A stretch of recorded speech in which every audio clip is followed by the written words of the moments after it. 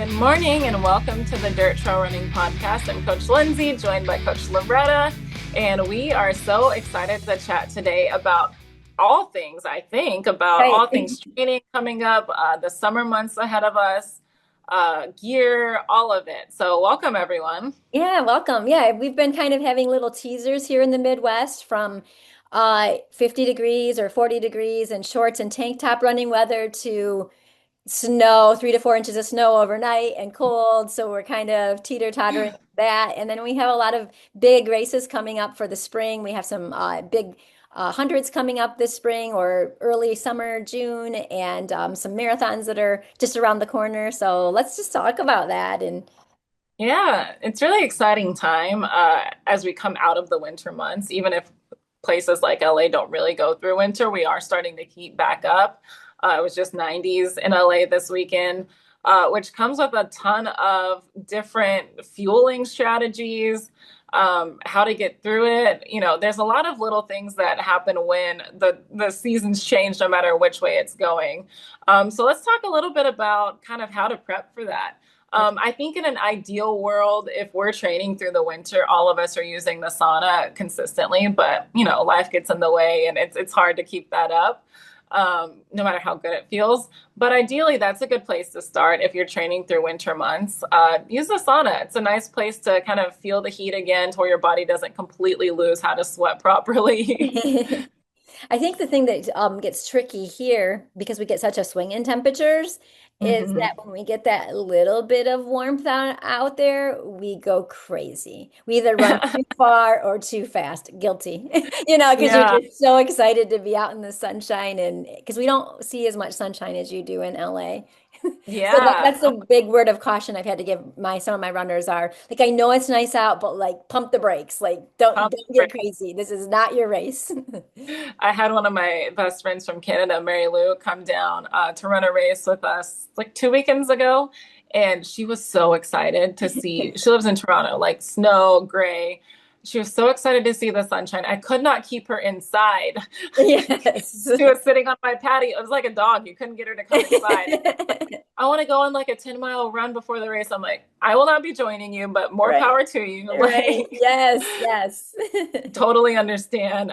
The sunshine is a hot commodity. Yes, yes, it is. So with that being in mind, I think like you had to trust your training, stick with the Mhm. process. You've put in all kinds of base mileage over the winter, and now Yeah. things are starting to shift gears, and you're probably already increasing with some volume and in some intensity. So you want to be a little bit careful of not going too wild when it's getting warm out, like Yeah. be smart about it. Yeah. Like everything, you've got to increase with some sort of discernment.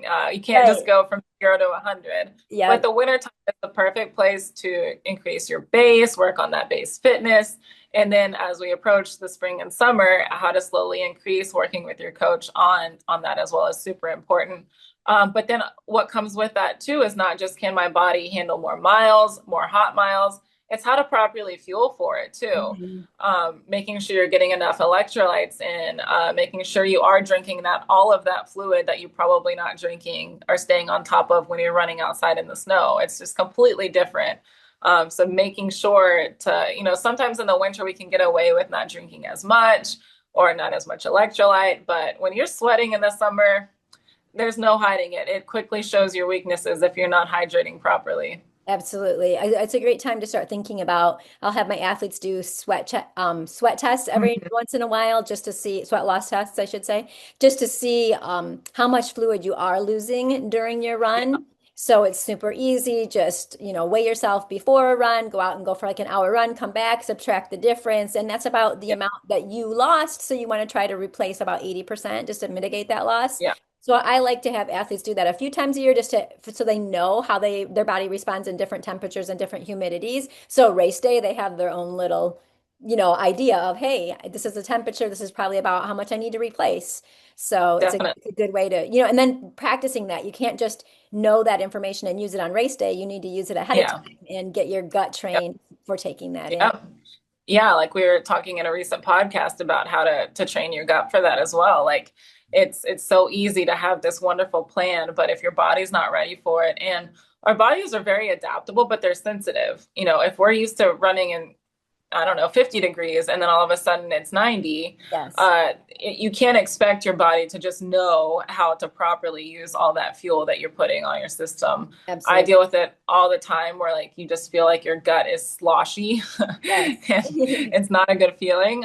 But there's, like we were talking in one podcast, there's ways to adapt to it. So now's the time to start before your summer races or before your spring Yes. races to training your gut, picking your electrolyte of choice, or seeing what they're going to be offering at a race. Maybe start training with that. Mhm. All of those little things that can make your race day much more enjoyable. Start now.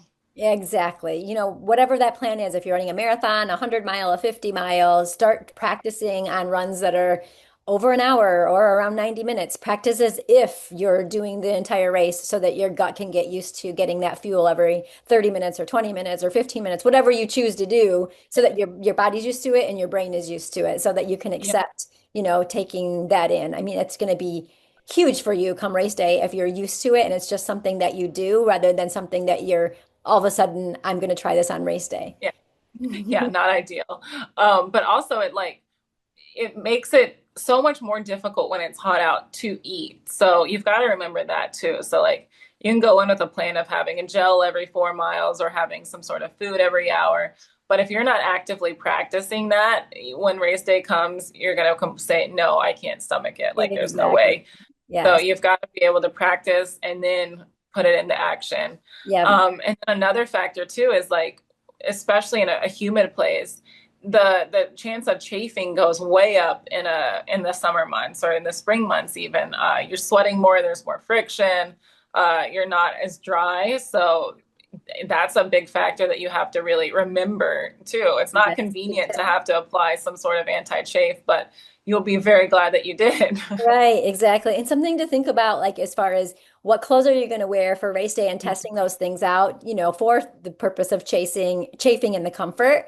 And Yeah. sometimes we have these like spring marathons that come up that it's been cool all along, and marathon day is 80 or 90 degrees. So being Yeah. prepared mentally for that to happen and already have tricks in your toolbox of, okay, well, I know I'm going to be prepared for the chafing to happen, or I know that I'm going to be prepared for the hydration or the fueling because it could shift on race day. So kind of Yeah. expect the unexpected because it does happen sometimes. Yeah. It might not be what we dreamed of, but it happens. Yeah. And you mentioned the mindset, and we've talked about this before with Brazos Bend, where every weekend leading up to it was ideal race conditions, probably 50 degrees, no, great weather for Houston or the Texas area. Race day comes and it was literally in the 90s with 100% humidity in December. Like you can't At 6 predict a.m. 6 a.m. running through just fog of full on humidity. But I've had athletes too where like you put in all this training and then out of nowhere there's a hot race day and you have to really figure out how to manage their expectations. Not every race can be a PR, but I have athletes all the time that they're just so worried about the weather, and Yes. it really stresses you out. But if you can be prepared, at least mentally, to face whatever's coming at you, is really, really helpful. Exactly. And like this week, we're expecting some rain here. So, it's not going to hurt you to go out and do some rain running because race Mhm. day, it could be a rain day.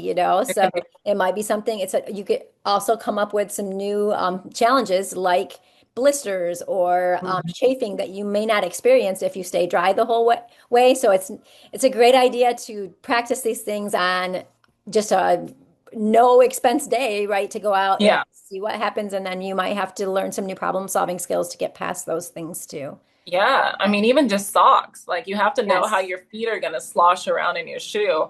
I like to run in a little bit bigger of a shoe on the trails generally, just to allow for my feet to swell. But when it rains and I run in the same shoe, I slide too much. Yes. So that's important to know, and it drives me insane, and it will inevitably cause a blister. Yeah. So maybe if there's rain in the forecast, I forego that bigger shoe option and just, I'd much rather have a shoe that I'm not really wiggling around in. Right, right, exactly. Because then it's going to set you back for your training too. If you get into that, Oh, situation, that's no fun. So talking about no. shoes, what's your thoughts on carbon plated shoes for, let's say, a marathon?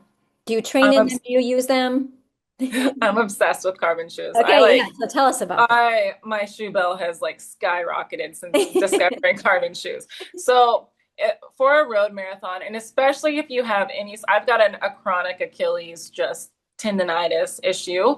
And I for a while was training only in my carbons because it feels so much fun to go fast and like a little bit like lighter on your feet. It's so much fun. But I highly do not recommend it. And I've talked to, people in the shoe industry. They're made for race day.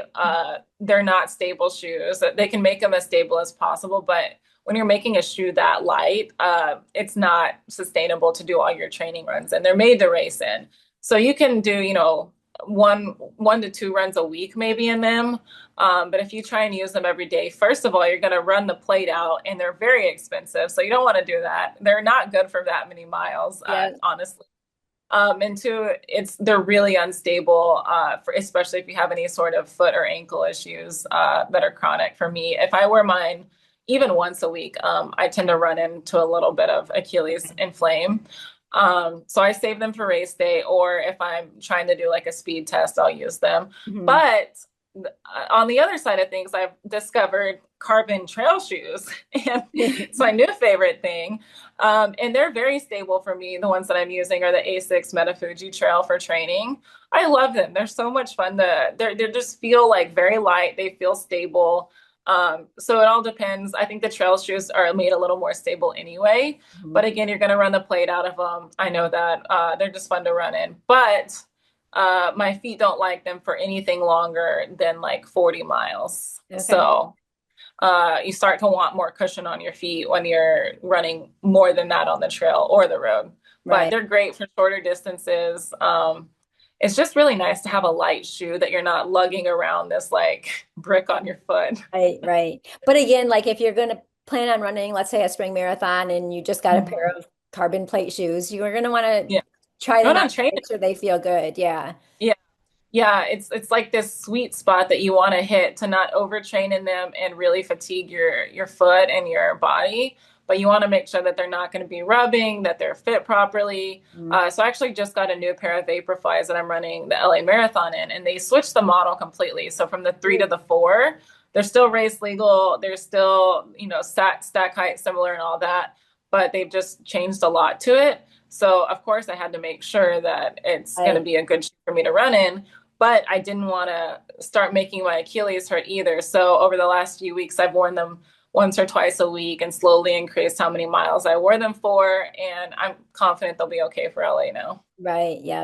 And I think the other thing to think about is, some people have been spending a lot of time on the treadmill because of Mhm. the weather. So thinking about your body adapting and letting your tissue adapt to the different surfaces because your body is Yeah. not used to that. I think that's something to think about. And then also, you may not have been training with, let's say, a vest. So if Mhm. you're thinking about getting a new vest, if that's something that you're going to wear for your race, it's a good time to get it and be practicing with it to make Mhm. sure that it feels good, no rubbing, and so your Yeah. body can get used to it because it can take some getting used to if you haven't been wearing one for a while or if you've never worn one. Yeah. Yeah. And test it out on uphill, downhill, flat. For me, if I can't run like a flat course in a vest. I find that it bounces and it rubs no matter which vest I try. So I know that about myself. But if I were to only have tested it out on a treadmill climbing, I would have never known that it Yeah. was killing me on a flat surface. Yeah. So my rule is like I always wear a vest if it's a bunch of climb and descent.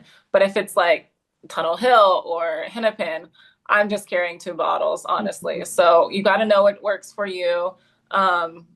Sometimes people don't have any issues with vests on flat, and I'm like, I can never. But Yeah. Yeah. you run in the vest, don't you, on flat? No, I No, handhelds. stick with Yeah. the Yep. handhelds. Yep. I mean, I Yeah, have done vests, but I pretty much switched to handhelds. And that's another thing yeah, you should practice is practicing, holding your water if you're planning on using it for race day and you're doing a handheld, figure out what you're going to be using and practice it because that can cause some issues. I've had some issues with my shoulder, from carrying yeah, it. It's always good to try to switch it back and forth between your right and your left hand if you only have one and getting yeah, comfortable with all of that, I think is really good so that you can really dial everything in. And so like the week of the race, you're not panicking me and going, Mhm. what am I going to wear for shoes? What am I going to use for my handheld? What am I going to use for my vest? You know, like all of those things are already out of the way. You don't need to have another Yeah. stressor on the week of the race.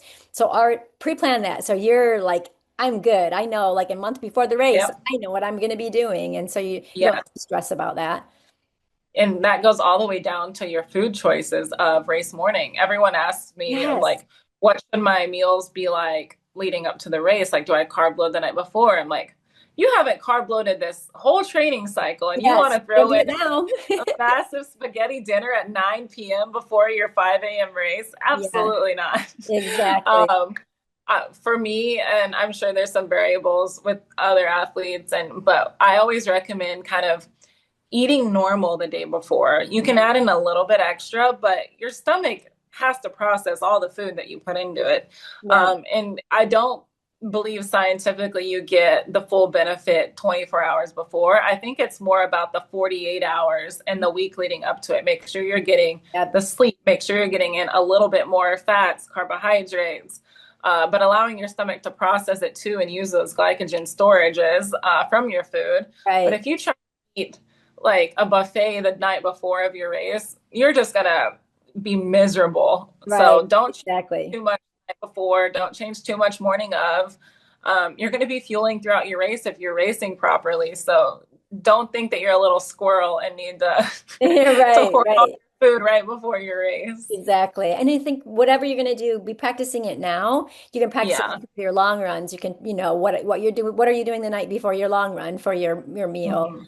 And Yeah. if you're going to, if you want to think about the carb, increasing some carbs week of the race, starting 3 to 5 days out, you can start increasing Mhm. carbs. But if you're going to do that, practice that before the Yeah. week of the race because everybody Yeah. responds differently to carbs too, right? And how they may feel.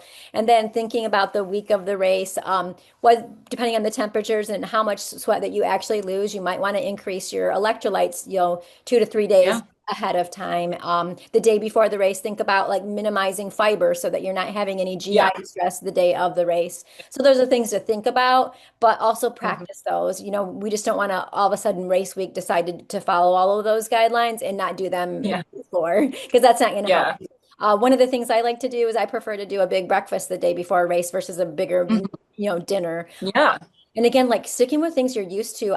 If I'm traveling for a race, I often pack my food because I can be sensitive to certain things. And I also typically try to avoid gluten, and that doesn't always Yeah. happen when I'm traveling. It's harder. So, if you can pack stuff that you're used to so that you don't get into a situation where you're eating out somewhere and eating something you're not used to, and then it causes GI distress that night or the next day. Yeah.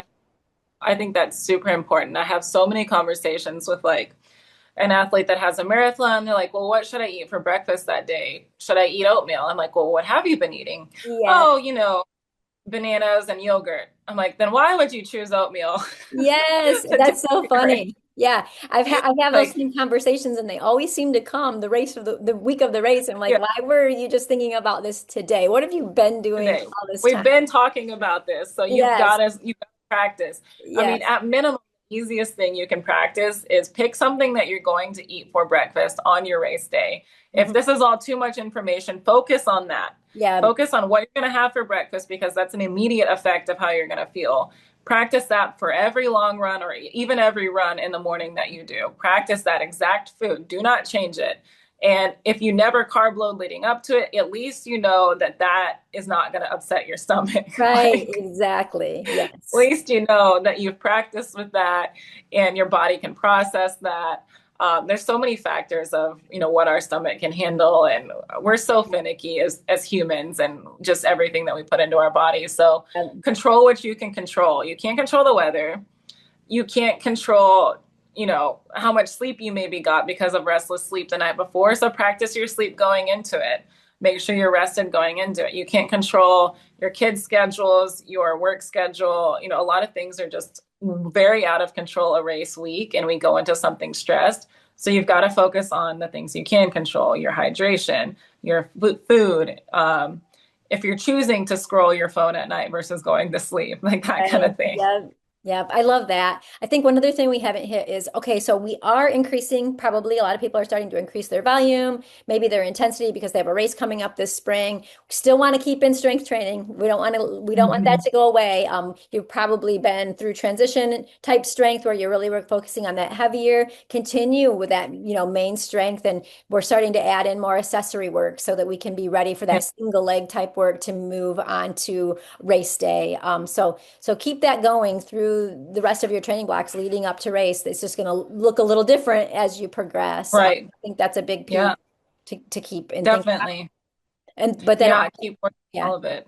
yeah, but Yeah, also with that comes okay, now I'm adding, I've been doing this strength component. I've been doing a lot of easy running. Now I'm going to start to build my run and I'm going to start to build in some intensity. I need to think about how am I fueling myself?